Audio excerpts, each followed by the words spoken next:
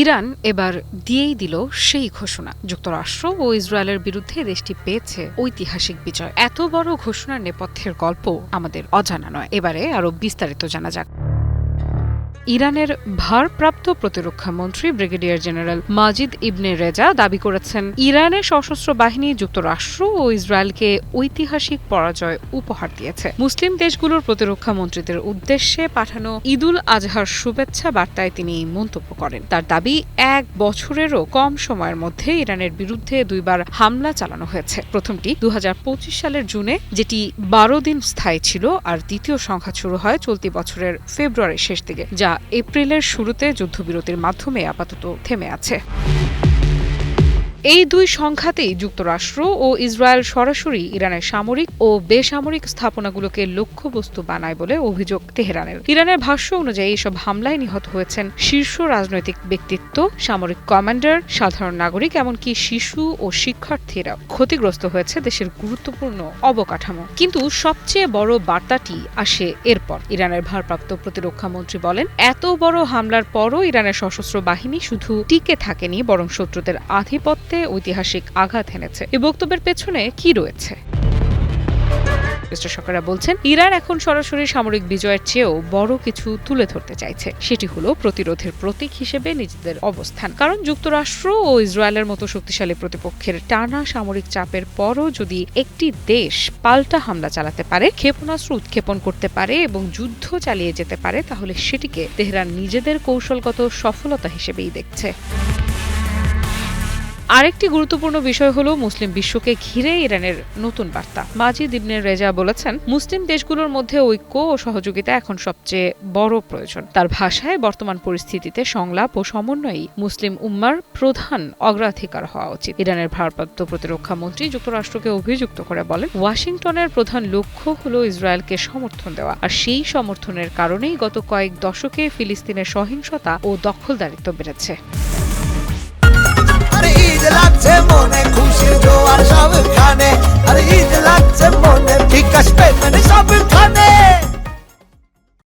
এদিকে আন্তর্জাতিক বিশ্লেষকেরা বলছেন, সাম্প্রতিক সংঘাতের পর মধ্যপ্রাচ্যে ইরানের অবস্থান আগের চেয়ে আরও দৃঢ় হয়েছে। কারণ একের পর এক হামলার পরও ইরান পুরোপুরি ভেঙে পড়েনি, বরং তারা দ্রুত প্রতিশোধমূলক অভিযান চালিয়েছে, যা মুসলিম বিশ্বের অনেক মানুষের মধ্যে নতুন ধরনের আত্মবিশ্বাস তৈরি করেছে। বিশেষ করে ইরানের ড্রোন, ব্যালিস্টিক ক্ষেপণাস্ত্র এবং আঞ্চলিক মিত্রদের সক্রিয় ভূমিকা পুরো পরিস্থিতিকে আরও জটিল করে তুলেছে। ফলে এখন প্রশ্ন উঠছে, মধ্যপ্রাচ্যে কি সত্যিই নতুন শক্তির ভারসাম্য তৈরি হচ্ছে, যার অন্যতম নায়ক পারস্য উপসাগরীয় দেশ ইরান?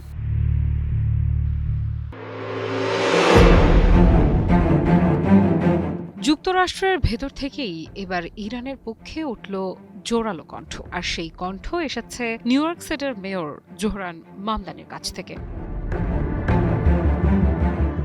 চলমান ইরান যুদ্ধ নিয়ে এবার বিস্ফোরক মন্তব্য করেছেন তিনি, যা ইতোমধ্যেই যুক্তরাষ্ট্রের রাজনৈতিক অঙ্গনে নতুন বিতর্ক তৈরি করেছে। কারণ তিনি শুধু যুদ্ধের সমালোচনাই করেননি, সরাসরি প্রশ্ন তুলেছেন এই যুদ্ধের বৈধতা, উদ্দেশ্য এবং এর প্রকৃত মূল্য কে দিচ্ছে তা নিয়েও। সামাজিক যোগাযোগ মাধ্যম এক্সে দেয়া এক পোস্টে জোহরান মামদানি বলেন, 3 মাস আগে এমন একটি যুদ্ধ শুরু হয়েছিল যার জন্য কেউ ভোট দেয়নি। তার দাবি, এই যুদ্ধের সিদ্ধান্ত নিয়েছে কিছু ক্ষমতাধর মানুষ, কিন্তু এর মূল্য দিতে হচ্ছে সাধারণ নাগরিকদের। মামদানি বলেন, হাজার হাজার বেসামরিক মানুষ ইতোমধ্যেই নিহত হয়েছেন। একই সঙ্গে নিহত হয়েছেন 13 জন মার্কিন সেনাও, আর তারা কেউই আর তাদের পরিবারের কাছে ফিরবেন না।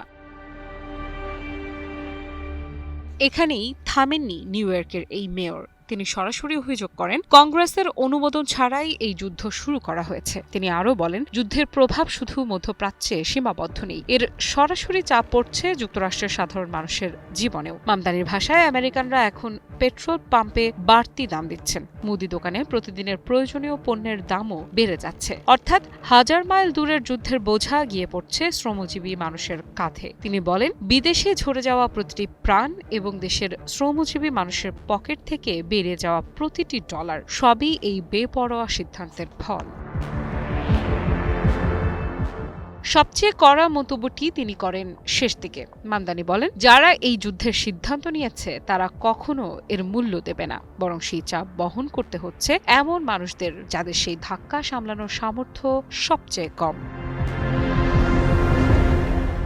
বিশ্লেষকেরা বলছেন, জোহরান মামদানির এই অবস্থান যুক্তরাষ্ট্রের ভেতরে বাড়তে থাকা যুদ্ধবিরতি মনোভাবের প্রতিফলন। বিশেষ করে তরুণ ভোটার, শ্রমজীবী জনগোষ্ঠী এবং প্রগতিশীল রাজনৈতিক গোষ্ঠীর মধ্যে এখন প্রশ্ন বাড়ছে, যুদ্ধে যুক্তরাষ্ট্র আসলে কি অর্জন করছে।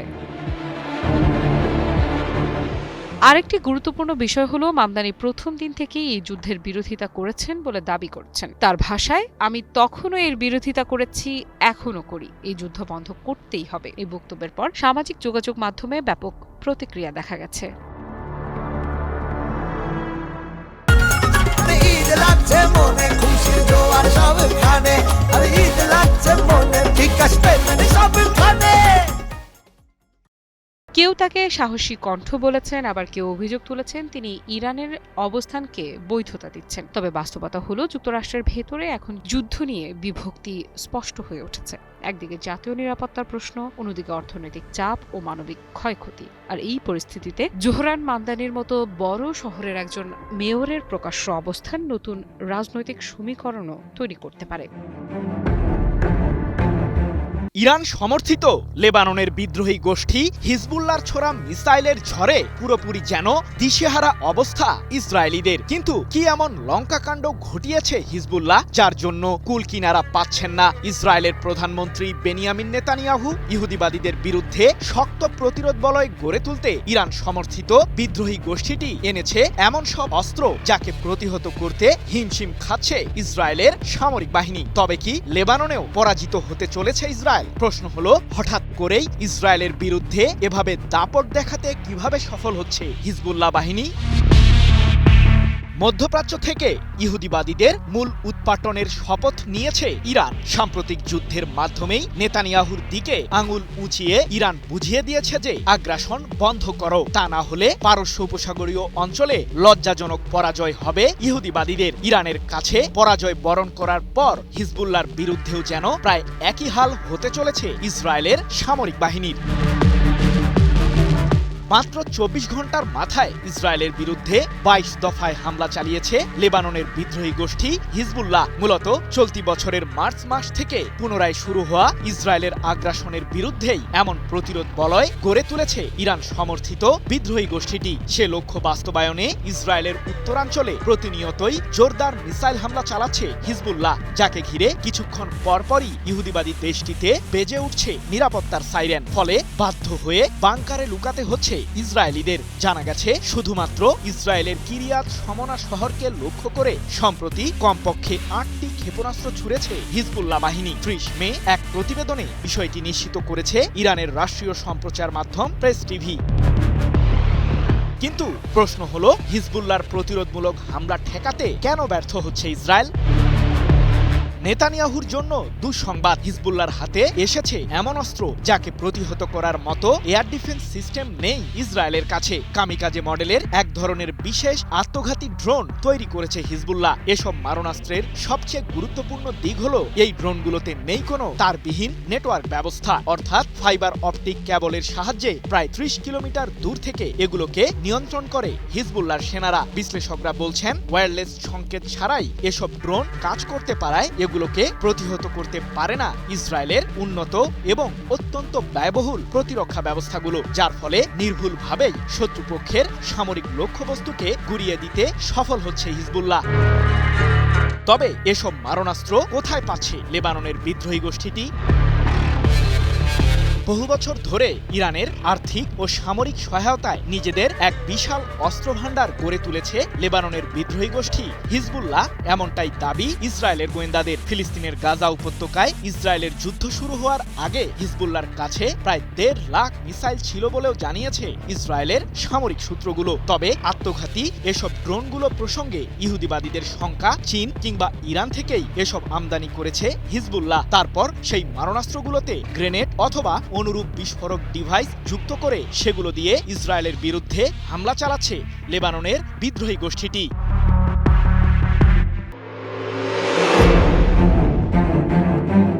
ইসরায়েলের সবচেয়ে বড় ভয় কি এবার সত্যি হতে যাচ্ছে?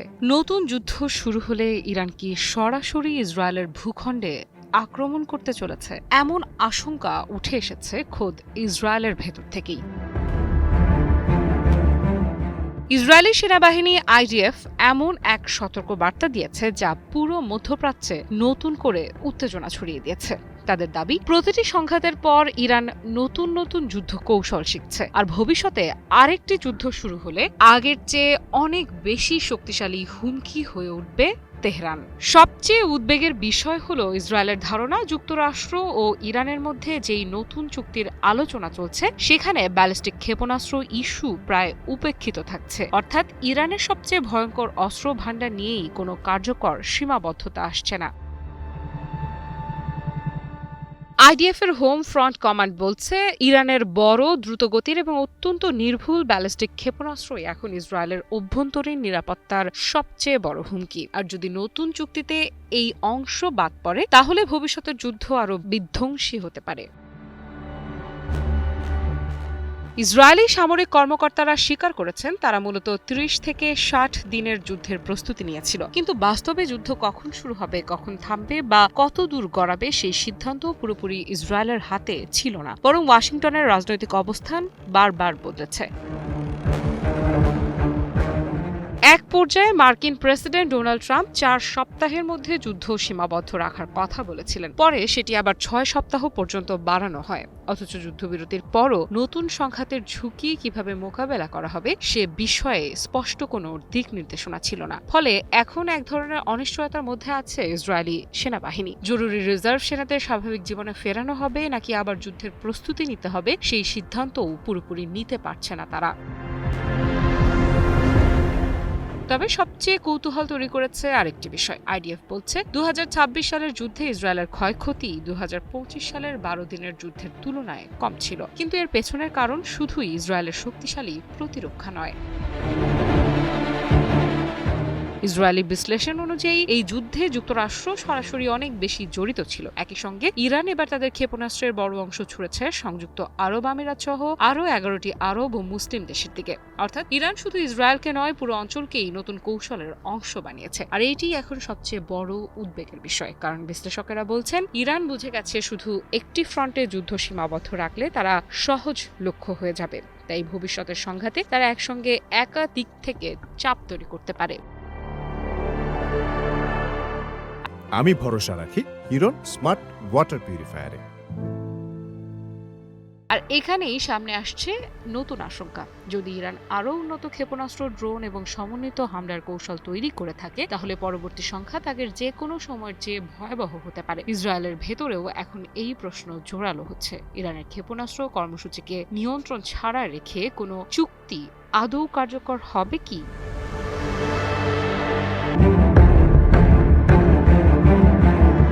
চরম মূল্য দিতে হবে যুক্তরাষ্ট্রকে। ইরানের এবারের হামলা থেকে আর রেহাই পাবে না মার্কিনীদের সামরিক স্থাপনা, এমনকি বাদ পড়বে না ইউরোপ অঞ্চলও। কিন্তু কোন অস্ত্র দিয়ে পশ্চিমাদের ঘায়েল করতে চলেছে ইরান? দেশটি কি তাহলে নতুন কোনো শক্তিশালী সমরাস্ত্র তৈরি করেছে? কূটনীতি ব্যর্থ হলেই আবারও গর্জে উঠবে যুদ্ধের ময়দান, এমনটাই শঙ্কা বিশ্লেষকদের। তবে এবারের যুদ্ধে ইরান কয়েক গুণ বেশি শক্তি নিয়েই ময়দানে নামবে বলে ধারণা সমরবিদদের। কিন্তু যুক্তরাষ্ট্রকে কোণঠাসা করতে নতুন কোন রণকৌশল তৈরি করেছে তেহরান? প্রশ্ন হলো, ইরানের কাছে থাকা ক্ষেপণাস্ত্রগুলো কি ইউরোপ অঞ্চলেও হামলা চালাতে সক্ষম? যুদ্ধ পুনরায় শুরু হলে যুক্তরাষ্ট্রকে পুরোপুরি ধ্বংস করতেই নামবে ইরানের সামরিক বাহিনী। যদিও পারমাণবিক ও ক্ষেপণাস্ত্র ইস্যুর পাশাপাশি বিভিন্ন জটিল বিষয়ে সমাধানের পথ খুঁজতে ইরানের সাথে আলোচনা চলমান রেখেছে মার্কিন প্রশাসন। তবে আলোচকরা অগ্রগতির কথা জানালেও সামরিক সংঘাত কমে আসার তেমন কোনো লক্ষণ দেখছেন না বিশ্লেষকরা। কারণ সাম্প্রতিক সময়ে কমপক্ষে ২ দফায় ইরানের বন্দর আব্বাসকে কেন্দ্র করে যুক্তরাষ্ট্রের সাথে সামরিক উত্তেজনা ছড়িয়েছে তেহরানের। মার্কিনীদের লক্ষ্য করে ইরানের সামরিক বাহিনীর শীর্ষ কর্মকর্তাদের হুঙ্কার, চলমান কূটনৈতিক তৎপরতা ব্যর্থ হলেই শক্তিশালী সামরিক বিকল্পের পথকেই বেছে নেবে তেহরান। আর ইরানের সর্বোচ্চ প্রতিরক্ষা বাহিনী IRGC তো জানিয়েই দিয়েছে, পুনরায় সংঘাত শুরু হলে মধ্যপ্রাচ্যের বাইরেও সেই আগুনের উত্তাপ ছড়িয়ে পড়বে। যুক্তরাষ্ট্রের এমন সব স্থাপনায় ইরান আঘাত হানবে যা কল্পনাও করতে পারবে না মার্কিন প্রশাসন। এদিকে যুদ্ধের ময়দানের এই উত্তাপ যে কোনো ক্রমেই কমছে না তা ইরানের পররাষ্ট্রমন্ত্রী আব্বাস আরাকচির দেওয়া সাম্প্রতিক হুঁশিয়ারিতেই ফুটে উঠেছে। এ প্রসঙ্গে ইরানের সরকারের শীর্ষ এই ব্যক্তি বলেছেন, সম্ভাব্য যে কোনো যুদ্ধে চরম মূল্য দিতে হবে যুক্তরাষ্ট্রকে। আমাদের সামরিক বাহিনী নতুন অস্ত্র ব্যবহার করেই মার্কিনীদের ঘায়েল করার জন্য রণকৌশল সাজিয়েছে। এক প্রতিবেদনে বিষয়টি নিশ্চিত করেছে মার্কিন সংবাদ মাধ্যম CNN। কিন্তু পুনরায় যুদ্ধ শুরু হলে যুক্তরাষ্ট্রকে ধ্বংস করতে কি কি পদক্ষেপ নিতে পারে ইরান? যুক্তরাষ্ট্র ও ইসরায়েলের বিরুদ্ধে সামরিক সংঘাতের পাশাপাশি কৌশলগত অবস্থান থেকেও ইহুদিবাদীদের ঘায়েল করছে ইরান। হরমুজ প্রণালীতে অবরোধের মাধ্যমে মার্কিনীদের অর্থনৈতিক ক্ষতি সাধন করে প্রতিরোধমূলক কঠোর ব্যবস্থা গ্রহণ করেছে তেহরান। আর এই সাফল্যে উৎসাহ পেয়ে ইরান এখন আরেকটি গুরুত্বপূর্ণ সামুদ্রিক রুট ব্যাহত করার চেষ্টা চালাচ্ছে বলে ধারণা বিশ্লেষকদের। ইয়েমেনের বিদ্রোহী গোষ্ঠী হুথিদের সাহায্যে ইরান এখন বাব আল মান্দাব প্রণালীর উপরও প্রভাব খাটানোর চেষ্টা চালাচ্ছে, যা ইউরোপ ও আরব দেশগুলোর মাঝে সংযোগকারী আরেকটি প্রধান ও গুরুত্বপূর্ণ সামুদ্রিক রুট। এটিতেও ইরান অবরোধ তৈরি করলে বিশ্বব্যাপী পশ্চিমাদের প্রভাবে ভাটা পড়বে, ধসে পড়বে তাদের অর্থনৈতিক পরিস্থিতিও, এমনটাই দাবি বিশ্লেষকদের। তবে শুধুমাত্র কৌশলগত অবস্থান থেকেই মার্কিনীদের ঘায়েল করবে না তেহরান। মধ্যপ্রাচ্যের বাইরে থাকা যুক্তরাষ্ট্রের সামরিক স্থাপনা গুড়িয়ে দেওয়ারও শপথ নিয়েছে IRGC। সাম্প্রতিক যুদ্ধেই ভারত মহাসাগরে অবস্থিত যুক্তরাষ্ট্র যুক্তরাজ্য পরিচালিত যৌথ সামরিক ঘাঁটি দিয়াগো গার্সিয়াকে লক্ষ্য করে কমপক্ষে 2টি ব্যালিস্টিক মিসাইল ছুঁড়েছিল তেহরান, যা মার্কিনীদের ওই ঘাঁটিকে লক্ষ্য করে ইরানের প্রথম কোনো হামলার ঘটনা। এরপর থেকেই পশ্চিমাদের মাঝে সংশয় বাড়তে থাকে যে ইরান হয়তো আরও বেশি রেঞ্জের মাঝে হামলা চালানোর মতো ক্ষেপণাস্ত্র তৈরি করে ফেলেছে। তাই তো মার্কিন গবেষণা প্রতিষ্ঠান ওয়াশিংটন ইনস্টিটিউটের সিনিয়র ফেলো ফারজিন নাদিমি বলেছেন, আরও শক্তিশালী হয়ে ওঠা ইরান যদি আকস্মিক হামলায় ইউরোপের বিরুদ্ধে তাদের দূরপাল্লার ক্ষেপণাস্ত্র ছোড়ার সিদ্ধান্ত নেয়, তবে এর লক্ষ্যবস্তুর মধ্যে থাকতে পারে যুক্তরাজ্যে অবস্থিত মার্কিন বিমান ঘাঁটি RAF ফেয়ারফোর্ট এবং RAF লেকেনহেদ। বাদ পড়বে না জার্মানির রামস্টাইন লজিস্টিক্যাল হাবও। তবে এক্ষেত্রে কোন অস্ত্র ব্যবহার করতে পারে ইরান? কি বুঝলেন ভাই? অনলি জেডাই চাই। কৃত্রিম বুদ্ধিমত্তা বা AI দ্বারা পরিচালিত আত্মঘাতী ড্রোন তৈরির চেষ্টাই চালাচ্ছে ইরান, যাতে লাগানো যাবে অত্যাধুনিক ক্যামেরা। এর সাহায্যে ইলেকট্রনিক জ্যামিং ও বিমান প্রতিরক্ষা ব্যবস্থাকে সহজেই এড়াতে পারবে ইরানের ওই আত্মঘাতী ড্রোনগুলো, যার মাধ্যমে হামলার পরিধি বৃদ্ধি করবে তেহরান, এমনটাই দাবি সমরবিদদের। ইরানের পারমাণবিক কার্যক্রমই কি দেশটির শক্তির মূল উৎস হয়ে উঠেছে? তবে কি 90% মাত্রায় ইউরেনিয়াম সমৃদ্ধ করতে চলেছে তেহরান? কারণ পশ্চিমাদের শঙ্কা 10টি পারমাণবিক বোমা তৈরির জন্য ইরানের কাছে পর্যাপ্ত ইউরেনিয়াম রয়েছে। তাই তো মার্কিন প্রতিরক্ষা মন্ত্রী পিট হেগসেথ হুঙ্কার দিয়ে জানিয়েছেন, ইরানের সাথে সমঝোতামূলক চুক্তি না হলেই যুদ্ধ আবারও শুরু হবে। কিন্তু ইরান কি মানবে যুক্তরাষ্ট্রের দেওয়া শর্ত? পারমাণবিক ইস্যুতে মার্কিনীদের সাথে কি আপোষ করবে তেহরান? প্রশ্ন হলো, পারমাণবিক অস্ত্র তৈরিতে কতদূর এগিয়েছে ইরান? লোহা যেমন আগুনে নিক্ষেপ করলে উত্তপ্ত হয়ে উঠে, ঠিক তেমনই অবস্থা হয়েছে ইরানেরও। যুক্তরাষ্ট্র যতই চাপ প্রয়োগ করছে, ইরান যেন ততটাই গর্জে উঠছে। পারমাণবিক ও ক্ষেপণাস্ত্র ইস্যুতে ইরানকে দমাবার চেষ্টায় বারবার ব্যর্থ হচ্ছেন মার্কিন প্রেসিডেন্ট ডোনাল্ড ট্রাম্প। তবে দেশটির সাথে চূড়ান্ত সমাধানের পথ খুঁজতে নিজের নেতৃত্বাধীন প্রশাসনের শীর্ষ কর্মকর্তাদের নিয়ে হোয়াইট হাউসের সিচুয়েশন রুমে হঠাৎ করেই বৈঠকে বসেন ট্রাম্প। বড় ধরনের সংকট মোকাবিলায় এই রুমটি থেকেই চূড়ান্ত সিদ্ধান্ত নেন মার্কিন শাসক। অথচ টানা কয়েক ঘন্টার চলমান ওই বৈঠকের পরও ইরান ইস্যুতে কোনো সিদ্ধান্ত নিতে ব্যর্থ হন ট্রাম্প। ৩০ মে এক প্রতিবেদনে বিষয়টি নিশ্চিত করেছে ব্রিটিশ সংবাদ মাধ্যম বিবিসি। কিন্তু ইরানকে ঘিরে চূড়ান্ত সিদ্ধান্ত নিতে কেন বারবার পিছিয়ে যাচ্ছেন ট্রাম্প? ভঙ্গুর যুদ্ধবিরতিকে ৬০ দিনে টেনে নিয়ে যাওয়ার জন্যই আলোচনা চলছিল যুক্তরাষ্ট্র ও ইরানের মাঝে। আর এ সময়ের মধ্যেই পারমাণবিক ও ক্ষেপণাস্ত্র ইস্যুতে চূড়ান্ত সমাধানের পথ বের করবে দেশ দুটি। ট্রাম্প প্রশাসন চাইছে ইরান তাদের সমৃদ্ধ ইউরেনিয়ামগুলোকে ধ্বংস করবে, তবেই ৬০ দিনের যুদ্ধবিরতিতে যাবে যুক্তরাষ্ট্র। কিন্তু তেহরান বলছে চলমান আলোচনায় পারমাণবিক ইস্যুতে কোনো আলাপ হবে না। তাই তো হোয়াইট হাউসের শীর্ষ কর্মকর্তারা জানিয়েছেন প্রেসিডেন্ট ট্রাম্প কেবল এমন একটি চুক্তি করবেন যা যুক্তরাষ্ট্রের জন্য মঙ্গলজনক। এখন প্রশ্ন হলো, যুক্তরাষ্ট্রের কাছে মূল উদ্বেগের বিষয়টা আসলে কি? চলমান কূটনৈতিক তৎপরতা ব্যর্থ হলেই ইরানের বিরুদ্ধে আবারও গর্জে উঠবে যুক্তরাষ্ট্র, এমনটাই হুমকি দিয়েছেন মার্কিন প্রতিরক্ষা মন্ত্রী পিট হেগসেথ। মূলত ইরানের কাছে থাকা ৬০% মাত্রার সমৃদ্ধ ইউরেনিয়ামগুলোকে ঘিরেই বেশি উদ্বেগ বিরাজ করছে ট্রাম্প প্রশাসনের মাঝে। কারণ বিশ্লেষকদের দাবি, ইউরেনিয়াম সমৃদ্ধকরণের মাত্রা যত বাড়ে একে আরও সমৃদ্ধ করা তত দ্রুতগতিতে সহজ হয়ে ওঠে, যার মাধ্যমে ৬০% থেকে ৯০% মাত্রায় ইউরেনিয়াম সমৃদ্ধ করে তা দিয়ে 10টি পারমাণবিক অস্ত্র তৈরি করতে পারবে ইরান। এদিকে সম্প্রতি ইরানের সরকারের একজন শীর্ষ ব্যক্তি হুঁশিয়ার করেই জানিয়েছেন যে তার দেশের বিরুদ্ধে যুক্তরাষ্ট্র আবারও হামলা চালালে ইউরেনিয়ামের সমৃদ্ধকরণের মাত্রা ৯০% উন্নীত করবে তেহরান, যা দিয়ে পারমাণবিক অস্ত্র তৈরির পথে আগানোর ইঙ্গিত দিয়েছেন তিনি। ঈদ লাগছে মনে, খুশির জোয়ার সবখানে, আর ঈদ লাগছে মনে, বিকাশ পেমেন্ট সবখানে। অন্যদিকে পারমাণবিক ইস্যুতে ইরান কোনো ধরনের আপোষ করতে রাজি না হওয়ায় এখন টানটান উত্তেজনা বিরাজ করছে পুরো মধ্যপ্রাচ্যে।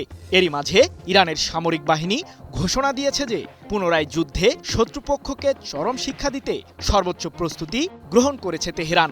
এমনকি পারস্য উপসাগরীয় অঞ্চলের বাইরে থাকা মার্কিনীদের সামরিক স্থাপনাগুলোকেও সম্ভাব্য এই যুদ্ধে লক্ষ্যবস্তু বানানোর হুমকি দিয়েছে ইরান।